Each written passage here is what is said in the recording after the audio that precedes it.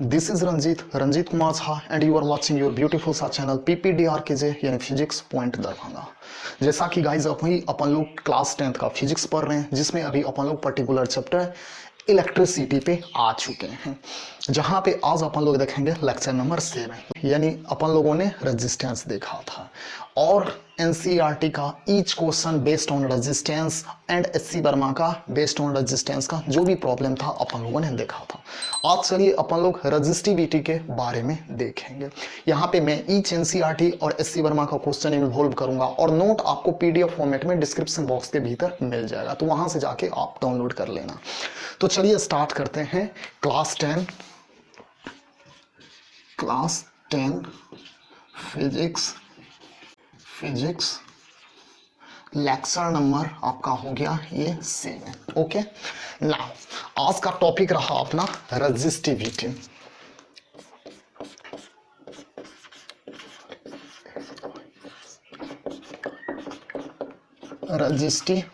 क्या टॉपिक रहा? Resistivity. Now जैसा कि लास्ट लेक्चर में अपन लोगों ने क्या देखा था, और लास्ट लेक्चर में अपन लोगों ने देखा था किसी भी कंडक्टर का जो रेजिस्टेंस है वो directly proportional to the length of that conductor. Now what we have studied in last lecture, R is directly proportional to L and also R is directly proportional to 1 upon A, yeah, you can say that R is inversely proportional to A. If we combine these equation, what we get, R is directly proportional to L upon A. And when we remove this proportionality constant, what we apply? We apply a proportionality constant R equal to C, rho L upon A, rho L upon A। यहाँ पे last lecture में अपन लोगों ने and करा था video को, तो ध्यान से देखना। ये R क्या है? ये R किसी भी कंडक्टर का रेजिस्टेंस है या किसी भी मटेरियल बॉडी का ये रेजिस्टेंस है। और ये क्या है? रो। This one is the properties of body या सब्सटेंसेस। कौन सा प्रॉपर्टीज? प्रॉपर्टीज भी बहुत टाइप के होते हैं, like electrical properties, mechanical properties, physical properties, chemical properties. तो ये क्या है? रो। रो आपका एक इलेक्ट्रिकल प्रॉपर्टीज है। इसे RHO अगर वर्ड में लिखूं तो ये RHO हुआ, रो। where rho is resistivity। रो क्या है? रेजिस्टिविटी है। चलिए इसके बारे में कुछ वर्ड लिख लेते हैं। It is electrical properties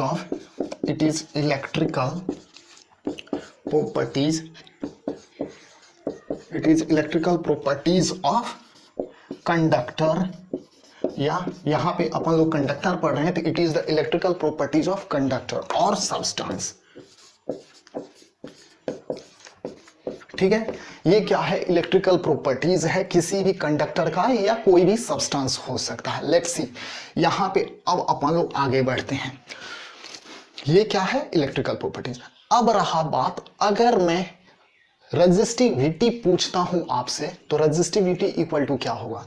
resistivity को एक साइड रखिए and rest all the term should be on another side.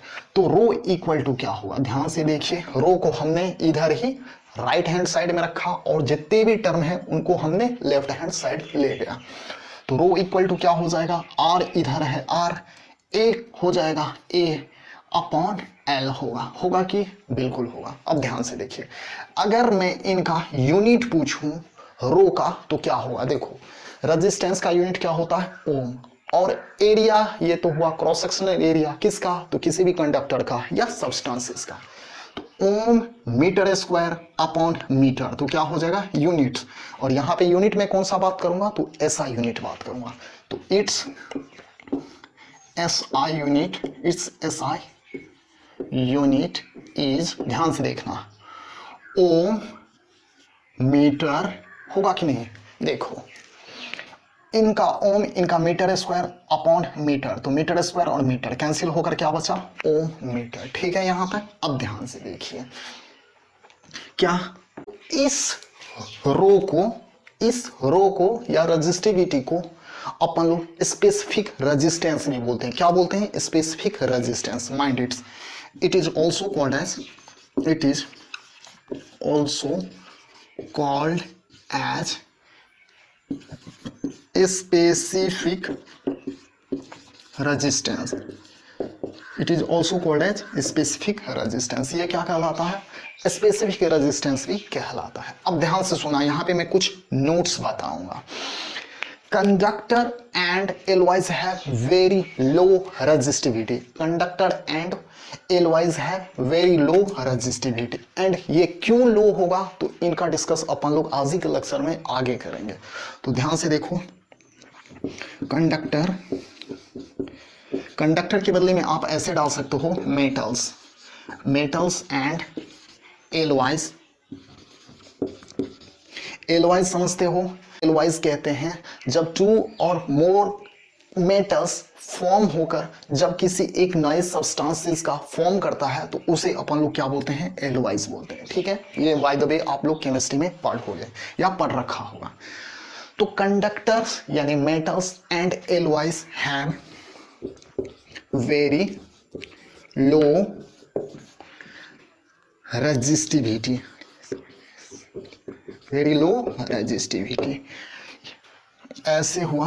हाँ, कंडक्टर यानी मेटल्स का और एलॉयज का जो रेजिस्टिविटी होता है वो बहुत ही लो होता है। क्यों लो होता है ये आपको मैं आगे डिस्कस करूंगा। बाय द वे थोड़ा सा आप जान लो कि रेजिस्टिविटी का just opposite called as conductivity. अपन लोगों ने क्या देखा था? अपन लोगों ने देखा था कि मेटल्स जो है उनमें इलेक्ट्रिसिटी बहुत ही इजी वे में फ्लो करता है एज कंपेयर टू इंसुलेटर। तो जब इनका रेजिस्टिविटी लो होगा तभी तो इन मेटल्स या कंडक्टर से इलेक्ट्रिसिटी इजीली फ्लो करेगा। दैट इज व्हाई मेटल्स और एलॉयज हैव लो रेजिस्टिविटी। अब चलिए अपन लोग आगे प्रोसीड करते हैं। कुछ पॉइंट्स मैं बता रहा हूं, एक एक पॉइंट आपको एनसीईआरटी पर कंप्लीटली बेस्ट रहेगा। तो चलिए देखते हैं। जैसे कि हमने बताया कि मेटल्स और एलॉयज का रेजिस्टिविटी बहुत ही लो होता है। Similarly insulator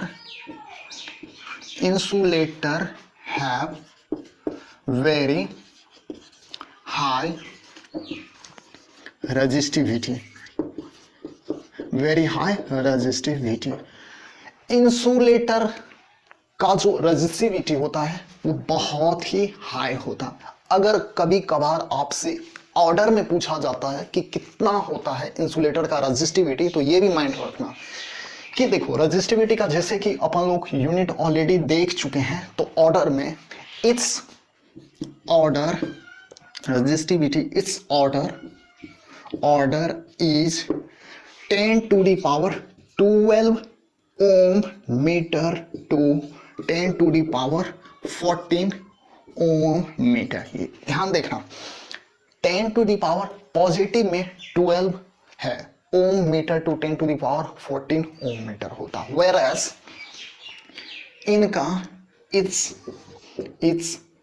order is 10 to the power -8 ohm metre to 10 to the power -6 ohm meter होता। यहाँ पे आप ये मत कंफ्यूज होना कि 10 to the power -8 तो बड़ा हुआ, ये 10 to the power -6 छोटा हुआ। जैसे कि यहाँ से 10 to the power 12 हुआ और 10 to the power 14 हुआ, यानी इनका ये मिनिमम वैल्यू हुआ और इनका ये मैक्सिमम वैल्यू। सिमिलरली अगर पावर अगर निगेटिव में होता है तो जिनका पावर अगर x to the power m, अगर m is greater than n तो x to the power m अगर m ग्रेटर है तो उनका जो वैल्यू होगा वो लो होगा। तो ये 10 to the power -8 लो है as compare to 10 to the power -6।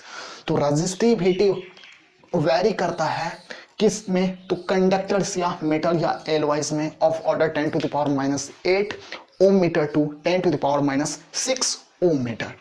ये कुछ ऑर्डर हुआ। अब चलिए नेक्स्ट पॉइंट अपन लोग समझने की कोशिश करते हैं। क्या नेक्स्ट पॉइंट समझेंगे?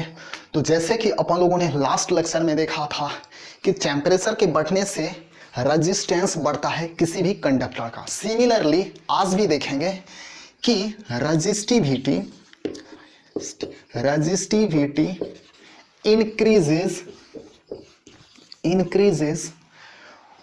इंक्रीजेस किसका? ऑफ कंडक्टर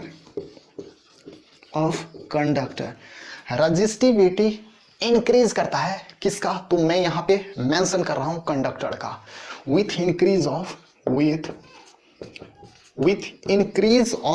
क्या चीज, तो टेम्परेचर पे, विथ इंक्रीज ऑफ टेम्परेचर। अब ये पॉइंट में हमने कहा था कि नेक्स्ट लेक्चर में मैं समझाऊंगा, तो आज इस पॉइंट का भी मैं यहाँ पे डिस्कस कर दूंगा। तो डोंट वरी, रेजिस्टिविटी भी एज लाइक रेजिस्टेंस इंक्रीज कर रहा था with the increasing of temperature, similarly resistivity भी इंक्रीज करता है किसी भी कंडक्टर का विथ इंक्रीजिंग ऑफ टेम्परेचर। अगर मैं इंसुलेटर या सेमीकंडक्टर की बात करूं तो रेजिस्टिविटी डिक्रीज करता है with the increase of temperature. लिख लीजिए, whereas resistivity decreases of किसका, तो इंसुलेटर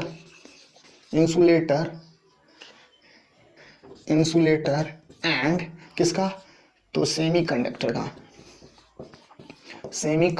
का विथ इंक्रीज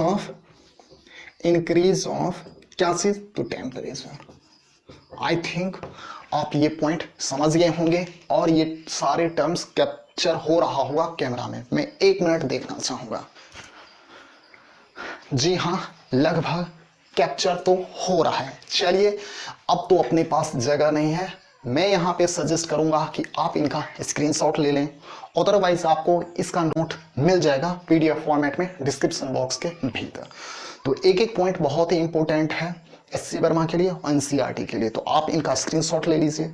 आई थिंक आपने इसका स्क्रीनशॉट ले लिया होगा। चलिए इसे अपन लोग इरेज करते हैं।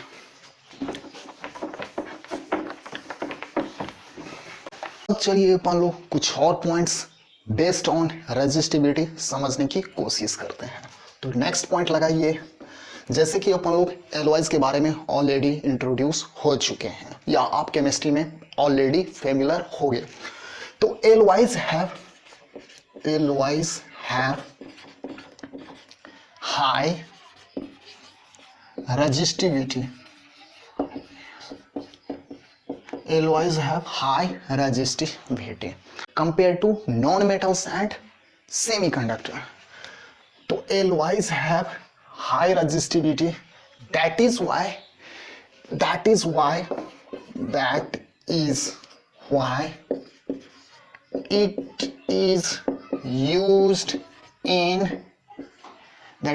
it is used in heating element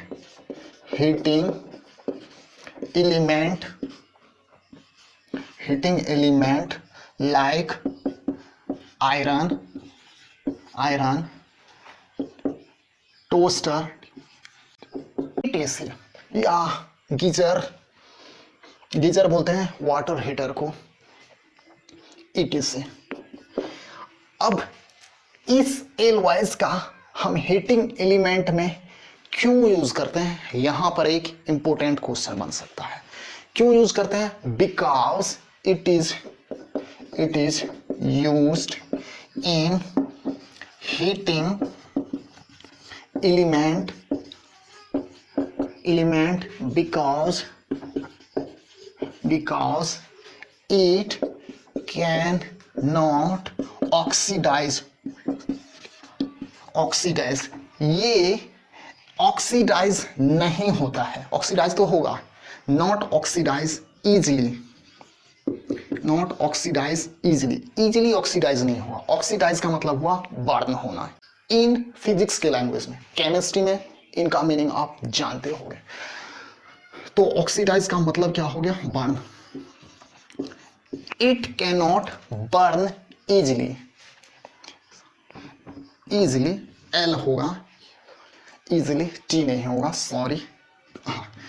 it can not burn easily. अब देखो, ये एलॉयज जो हैं, ये आपका फॉर्म होता है 2 और more than 2 metals constituent form करता है क्या चीज, एलॉय। जैसे आपने पढ़ा हुआ कॉन्स्टेंटन, मैग्नीम, ड्यूरेलियम, ये सब कुछ एलॉयज हैं। अब रहा बात, चलिए कुछ और पॉइंट देख लेते हैं। अब तो जैसे आप लोग देखते होंगे इलेक्ट्रिक बल्ब में जनरली क्या चीज का यूज होता है, किस में, तो फिलामेंट में। तो tungsten Tungsten is generally used in electric bulb. Electric bulb में क्या यूज अपन लोग करते हैं? जनरली टंगस्टन का यूज होता है। किसमें? तो इलेक्ट्रिक बल्ब में। आप इनको देखने के लिए 100 वाट का बल्ब देखना, उसके भीतर आप एक स्प्रिंग टाइप का स्ट्रक्चर देखोगे, 2 पोल्स के थ्रू एक स्प्रिंग टाइप का कंडक्टर जुड़ा रहता है, उसे अपन लोग क्या बोलते हैं? उसे अपन लोग टंगस्टन बोलते हैं, जो कि टंगस्टन से बना होता है। तो टंगस्टन का यूज होता है किसमें? इलेक्ट्रिक बल्ब में। व्हाई? बिकॉज इनका रेजिस्टिविटी, यहां पे देखना, हीटिंग एलिमेंट में अपन लोग किसका यूज करते हैं? तो हीटिंग एलिमेंट में जिनका रेजिस्टिविटी हाई होता है उन्हीं को अपन लोग यूज करते हैं, बट वो कंडक्टर होना चाहिए, तो इसीलिए यहां पर हमने टंगस्टन का यूज करा है। अब टंगस्टन का क्यों यूज करा है? तो इनका रेजिस्टिविटी हाई है। यहाँ पे जब मैं टेबल बताऊंगा, क्योंकि आपको एनसीईआरटी में टेबल दिया गया है, 20 डिग्री सेल्सियस पे रेजिस्टिविटी ऑफ सम सब्सटेंसेस दिया गया है, तो वो मैं टेबल यहाँ पे आपको बता दूंगा। तो देखना, अब देखो, जब हम पावर ट्रांसमिशन करते हैं from one point to another point, या ऐसे आप समझो, जब इलेक्ट्रिसिटी पास कराया जाता है one point to another point, what types of metals we use, या कोई कंडक्टर अपन लोग यूज करेंगे, तो जनरली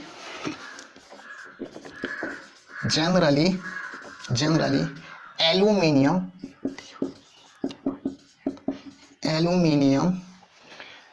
और कॉपर, एल्युमिनियम और copper wire is used transmission of power,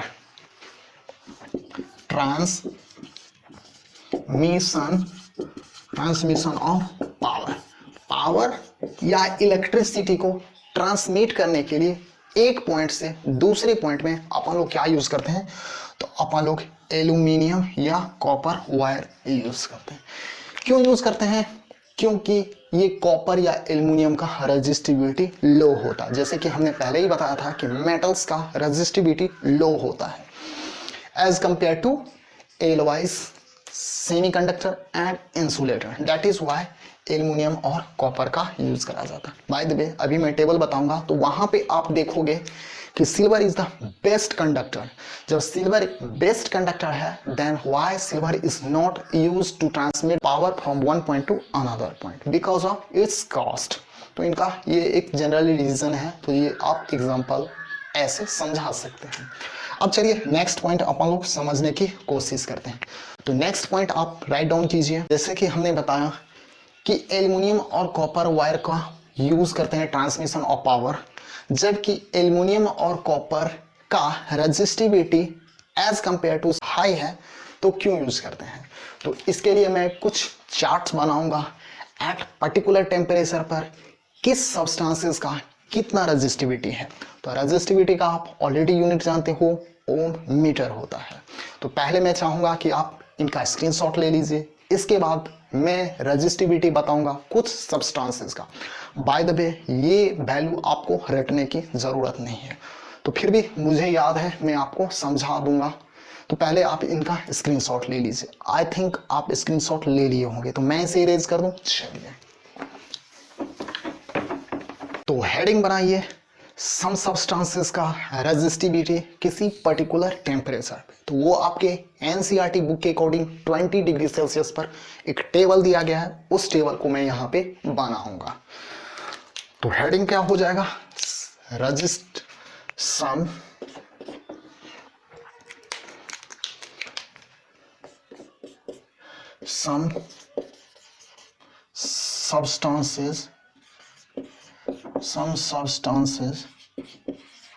substances at 20 degree Celsius. Some substances at 20 degree Celsius किसका? Of resistivity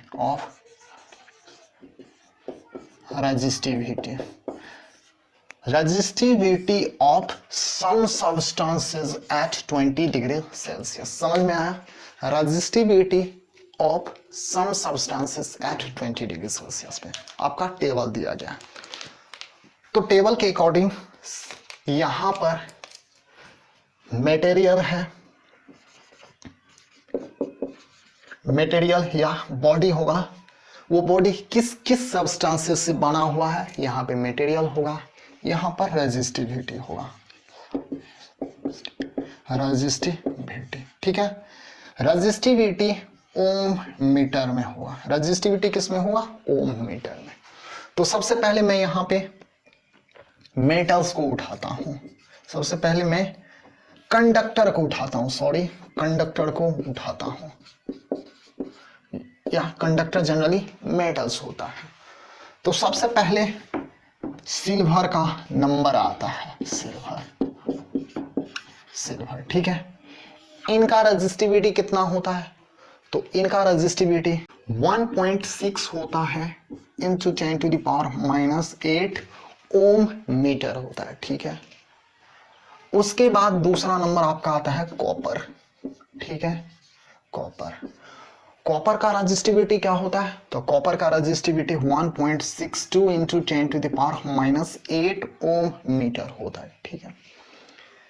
तीसरा आपका क्या होता है, तीसरा आपका एल्यूमिनियम होता है according to resistivity at 20 degree Celsius.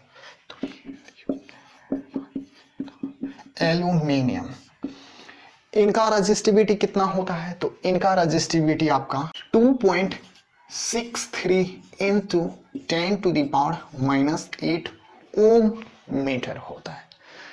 इनके बाद आपका टंगस्टन होता है, टंगस्टन होता है।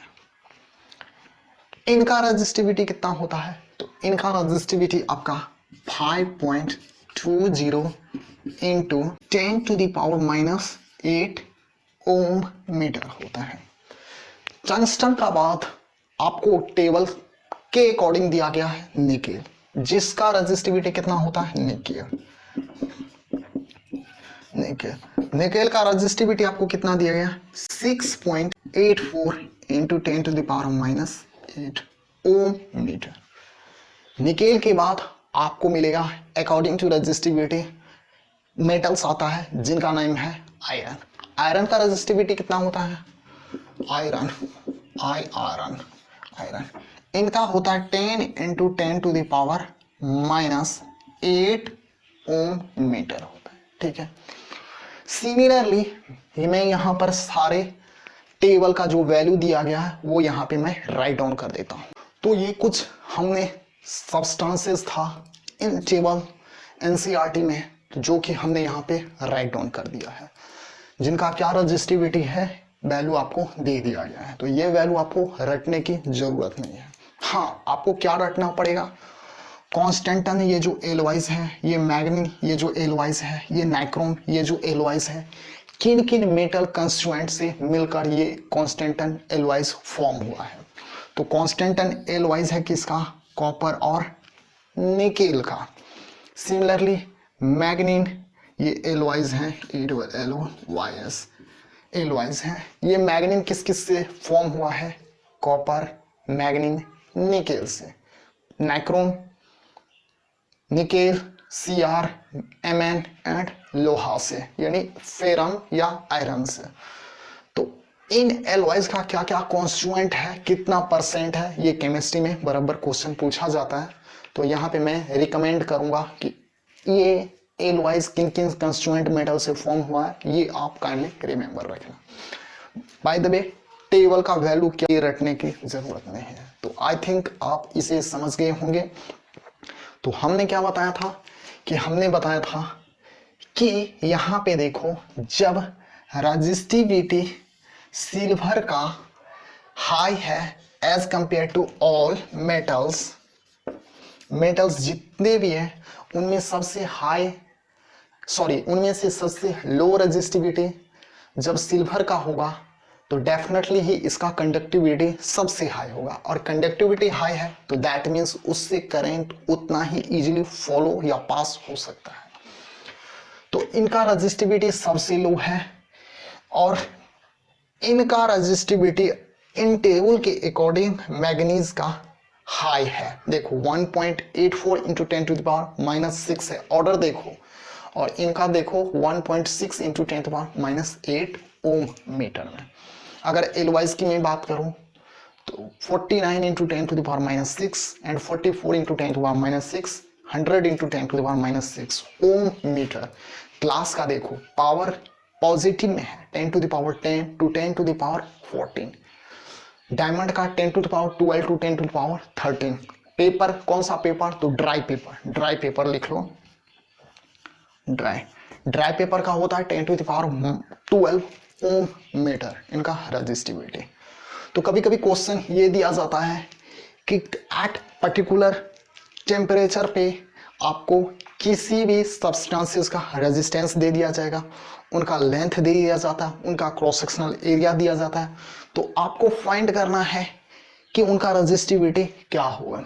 रेजिस्टिविटी फाइंड कर लिया तो फिर आपसे पूछा जाता है कि टेबल के अकॉर्डिंग या टेबल में वो जो रेजिस्टिविटी का जो वैल्यू है उस रेजिस्टिविटी से कौन सा वैल्यू मैच कर रहा है, और जो वैल्यू मैच कर रहा है उस सब्सटेंसेस का क्या नाम था।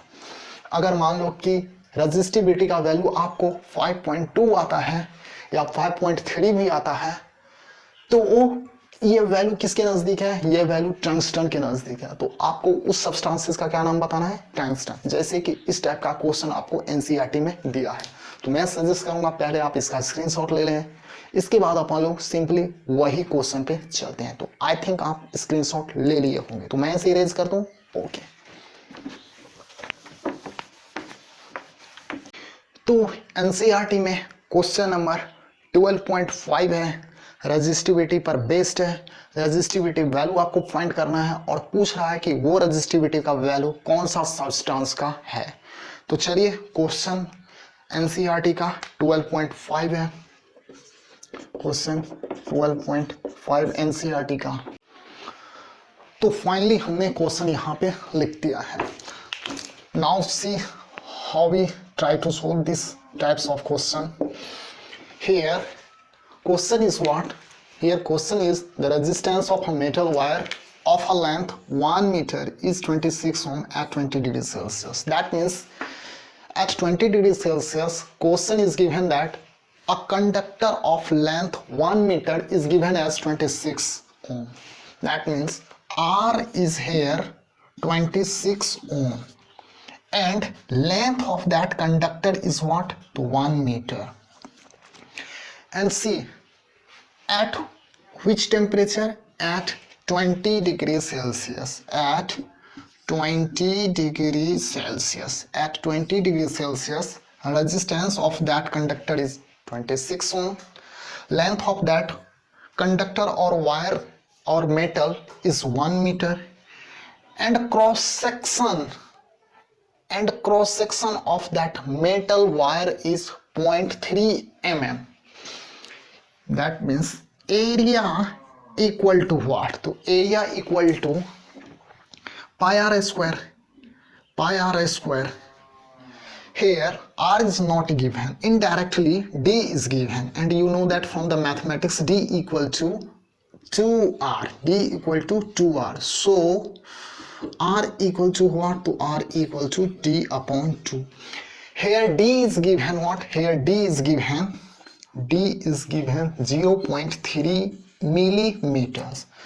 Here as we know that when we try to solve any types of question, first we convert any types of unit into the SI unit. So first what we convert, the unit of this into SI unit. So SI unit of diameter is what? So SI unit of diameter is meter. So if we convert millimeter into meter, what we apply, the order of 3 into 10 to the power minus 4 meter. 3 into 10 to the power minus 4 meter. This is the value of D. And R value is what? To R value is half of this value. Now area is what? To area equal to pi r a square. Area is what? Pi r a square. So put the value pi r. R is what? 3/2 into 10 to the power minus 3/2 into 10 to the power minus 4 meter. Leave the meter. Finally, we will apply the unit of resistivity. Now see, resistivity is the equal to rho equal to R into A upon L. R value is 26, A value is what? A value is pi 3/2. Here see, this is R value, and here in area what is written R square, so we apply here R square. So pi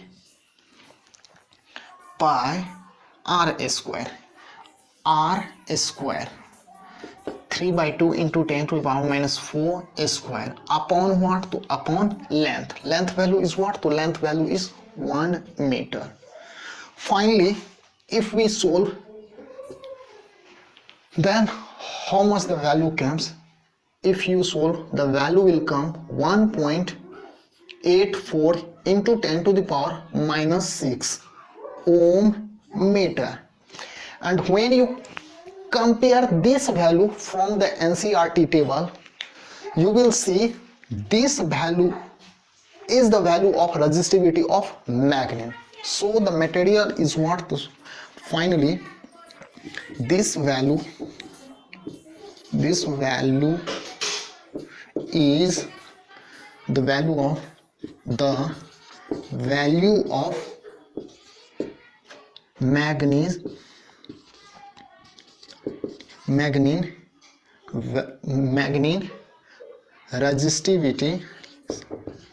resistivity value. सो अपना material क्या हो गया? अपना finally जो predict करने के लिए बोल रहा था material of wires, so materials of wire क्या हो गया? मैग्नीन हो गया. जब आप टेबल देखोगे तो रेजिस्टिविटी का वैल्यू ये जो आ रहा है, तो आप देखोगे कि मैग्नीन का वैल्यू 1.84 है. ओके, चलिए अब अपन लोग देखते हैं कि कैसे टेम्परेचर के बढ़ने से अपन लोग देख रहे थे कि रेजिस्टिविटी बढ़ रहा है या घट रहा है. फाइनली हमने क्या बताया था कि रेजिस्टिविटी बढ़ता है जब टेम्परेचर को अपन लोग बढ़ाते हैं. किस कंडीशन में? कंडक्टर की कंडीशन में. तो कंडक्टर जनरली अपन लोग लेते क्या है? मेटल्स को लेते हैं. तो चलिए पहले इस क्वेश्चन को आप स्क्रीनशॉट ले लीजिए. नेक्स्ट अपन लोग बढ़ते हैं. हो गया, आई थिंक आप ले चुके होंगे. क्वेश्चन को मैं इरेज कर दूं. चलिए ये लास्ट क्वेश्चन अगर आप समझ गए हैं तो अब आपके लिए कुछ होमवर्क मैं छोड़ के जाता हूं और उस क्वेश्चन का भी मैं हिंट दे के जाता हूं.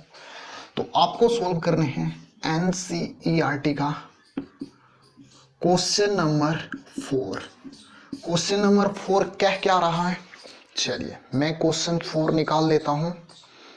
क्वेश्चन 4 ये है कि why are the coils of electric toaster and electric iron made of an alloy rather than pure metal? कह रहा है कि जब इलेक्ट्रिक टोस्टर का कॉइल एलॉय का बनाते हैं, मेटल्स का क्यों नहीं बनाते हैं? रीजन है बिकॉज ऑफ रेजिस्टिविटी. एलॉय का रेजिस्टिविटी हाई रहता है as compare to pure metals. यही एक रीजन है. सिमिलरली इन इलेक्ट्रिक आयरन में भी अगर प्योर मेटल डालते हैं हीटिंग एलिमेंट में तो वो इजीली ऑक्सीडाइज हो जाता है. दैट मीन्स इजीली वो बर्न हो जाता है. जब बर्न हो जाएगा तो वो एलिमेंट अपने लिए यूजफुल नहीं रहेगा. क्वेश्चन नंबर 4 समझ चुके हैं. क्वेश्चन नंबर 5 अपन लोग देख लेते हैं. इसमें 2 सब क्वेश्चन डाल रखा गया है. क्वेश्चन नंबर 5 का ए क्या कह रहा है? क्वेश्चन नंबर 5 का ए कह रहा है विच among iron and mercury is better conductor. Table आप देखिए, उस टेबल में जिस एलिमेंट का रेजिस्टिविटी आपका लो रहेगा उस एलिमेंट का कंडक्टिविटी हाई रहेगा. तो जिसका रेजिस्टिविटी वैल्यू लो होगा उसका कंडक्टिविटी हाई होगा, और कंडक्टिविटी जिसका हाई है उसमें करंट इजीली फ्लो होगा या उससे करंट इजीली पास करेगा। तो 5 का ए बी आप समझ गए होंगे। 5 का बी क्या है? 5 का बी है which material is the best conductor. Which material is the best conductor, जिस कंडक्टर का अगर सपोज करो कि आपको आंसर दे दिया गया है कुछ ऑप्शन में और पूछ रहा कि इसमें कौन सा बेस्ट कंडक्टर है, तो फाइनली आपका रेजिस्टिविटी का वैल्यू याद रहना चाहिए। अदरवाइज आप रेजिस्टिविटी के अकॉर्डिंग आप बताओगे कि जिस एलिमेंट का रेजिस्टिविटी लो होगा उसका कंडक्टिविटी उतना ही हाई होगा। तो 5 का बी भी आप समझ गए होंगे। एचसी वर्मा में इस टाइप का क्वेश्चन नहीं है। एक क्वेश्चन ऑलरेडी 9 था न्यूमेरिकल्स का, जो कि मैं ऑलरेडी लास्ट लेक्चर में बता दिया था। चलिए आज अपन लोग बढ़ते हैं कि कैसे टेम्परेचर के बढ़ने से रेजिस्टेंस बढ़ता है या घटता है। तो चलिए अपन लोग देखते हैं effect of temperature, effect of temperature on resistance. तो हेडिंग लगाइए effect of temperature on resistance. Effect of temperature on resistance, resistance पर टेम्परेचर का क्या इफेक्ट है। तो मैं यहां पे जैसा कि जानते हैं कि मटेरियल्स को अपन लोग जनरली 4 कैटेगरी में डिवाइड करूंगा। पहला मेटल्स हो गया, यहां पे मेटल्स प्योर मेटल्स में लूंगा। दूसरा आपका हो गया सेमी कंडक्टर, सेमी कंडक्टर। ध्यान रहे मेटल्स क्या होता है? कंडक्टर होता है। सेमी कंडक्टर जानते हैं।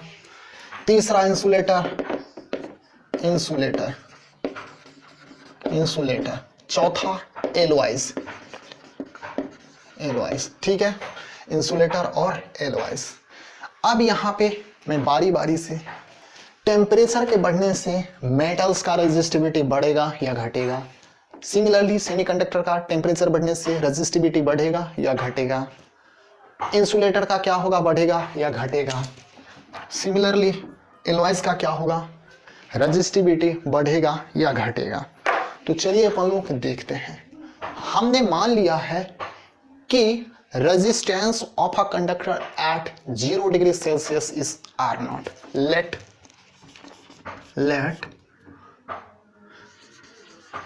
resistance of कंडक्टर क्या होगा? मेटल्स होगा। तो ध्यान से देखना, resistance of conductor at 0 degree Celsius is, हमने R0 मान लिया है। ठीक है, हमने कितना माना है? Resistance of conductor at 0 degree Celsius is R0 हमने मान लिया। ठीक है, अब ध्यान से देखना।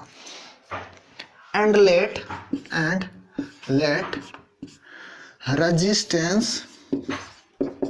Resistance of conductor